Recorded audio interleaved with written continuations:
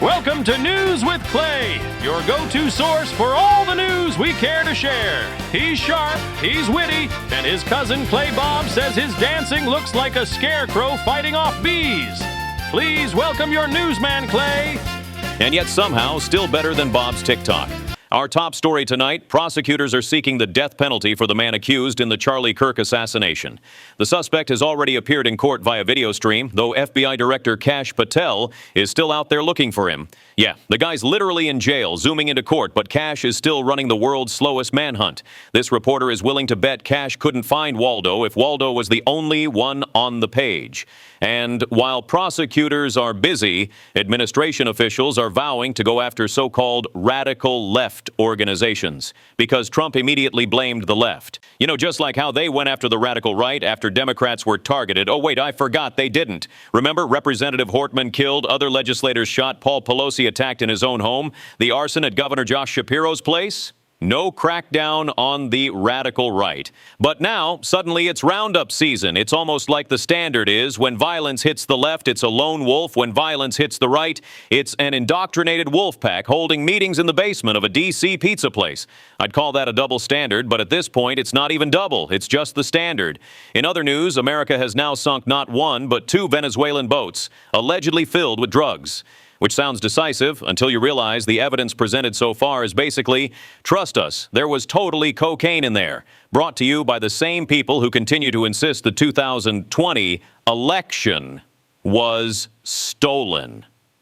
And look, I'm not saying these weren't drug boats. Maybe they were. Maybe it was a boat full of blow. Maybe it was the Costco of cocaine. But when your official explanation is basically, don't worry, the drugs all blew up, just take our word for it. I guess the only thing left floating is questions. That's not law enforcement. That's the Bush administration explaining Iraq's weapons of mass destruction. And then there's the detail everybody glosses over. One of the boats, it wasn't racing toward American shores. That had turned around and was heading back to land. So this ends up feeling less like confronting a drug kingpin and more like shooting a kid with a dime bag while he's running back to his mama. Meanwhile, critics are pointing out that international law is a little fuzzy on blowing up foreign vessels because you think they might be naughty. But don't worry, the administration insists it's all perfectly legal. Innocent until proven guilty only applies to Americans on American soil, and with the current administration, the definition of Americans is a moving target. Venezuela is understandably upset. Because from their perspective, these are acts of aggression. Imagine if Venezuela started torpedoing boats off the coast of Florida because they were making too many radical right TikToks and Instagram posts. Just another unwanted export, right? So here we are again, America, bringing peace, stability, and occasional explosions to the open waters. I guess the Department of War has declared a war on drugs without congressional approval and also made themselves judge, jury, and executioners.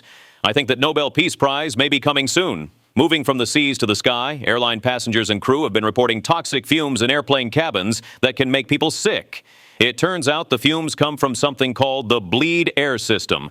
That's when they pull air from the engines to pressurize the cabin. The fumes are harmful. Airlines won't install sensors because they're too expensive, and they say passengers can just identify the smells on their own.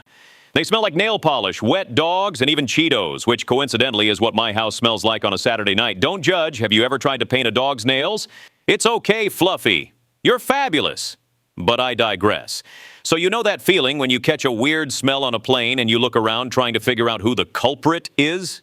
Yeah, turns out sometimes it's not the guy next to you. Sometimes it's the plane itself. And sometimes it is you trying to look innocent after crop dusting 11 other passengers in the exit rows.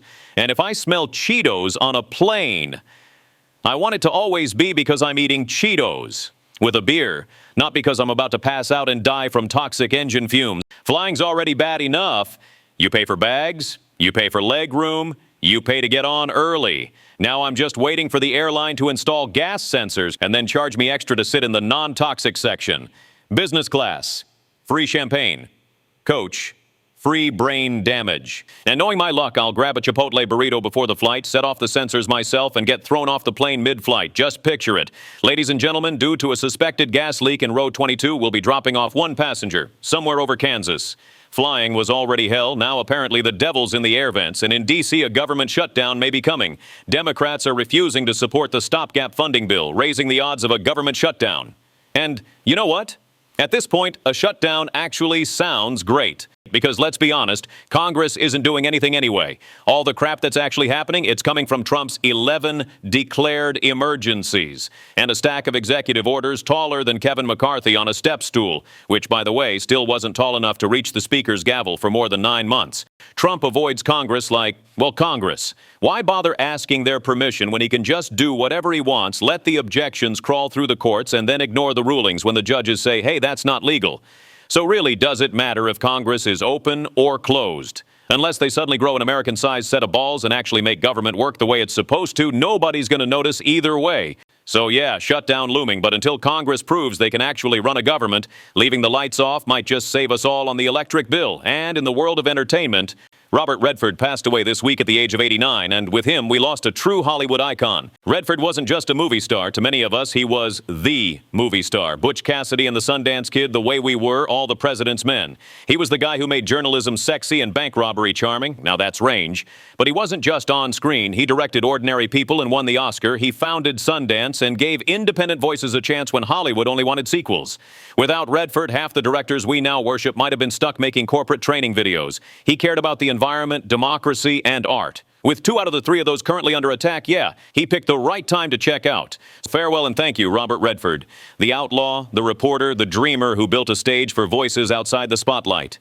Hollywood may keep making blockbusters, but without Redford, the world feels just a little less independent. In other Hollywood news, Seth Rogan had a huge night at the Emmys. He took home awards for Best Actor in a Comedy, writing, directing, and oh yeah, his show, The Studio, basically looted the place with 13 wins. His acceptance speech was pure Rogan. He said he was legitimately embarrassed by how happy it made him.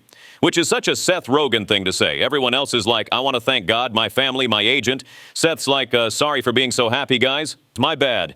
It's the first time in Emmy history someone's been high on humility, but with Seth, there's also always the possibility of multiple contributing factors. So yes, give Seth Rogan his trophies, all of them, because he didn't just prove he can act, write, and direct. He proved that the guy we all thought was here to laugh at his own jokes is actually laughing last and loudest. And yes, still with that chainsaw bong laugh we all love. And our final story tonight comes from Memphis. Trump says he's sending the National Guard there, and my cousin Clay Bob is not too happy about it. So like any good country boy, he wrote a song. Here he is. Thanks, Clay. Got to get his off my chest, and you know my TikTok's fire.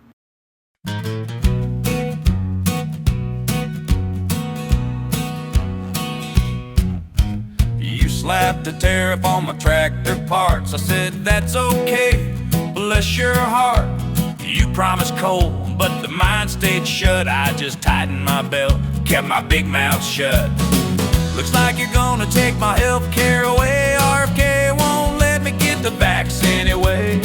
Said you'd end all the partisan fights, but you only hire folks who just are not all night. They ain't only partisan, they're brain dead too. Fire anyone who gives bad news to you. We don't want no guard in Memphis. Hell no! Send them out to Portland, send them to Chicago. We've been a red state, but now you're treating us blue. Roll your tanks down Beale Street and just see what we do. You mess with my barbecue, raise the price of pork, said jobs would come back, but the numbers don't work. Giving lots of tax breaks to folks that don't look like us, but you cut mama's Medicaid, now she gotta ride the bus. No guard in Memphis. We said hell no! Take your troops to LA, take them to DC to show. We've been a red state, but now you're treating us blue. But you bring your rifles to Memphis and just see what we do. There's a darn good chance we'll turn this red state blue. Mr. President, sir, we thought you were just going to treat them liberals this way. And that's all the news they wrote for me to read to you. And a song at no extra charge. Consider yourself informed. Until next time.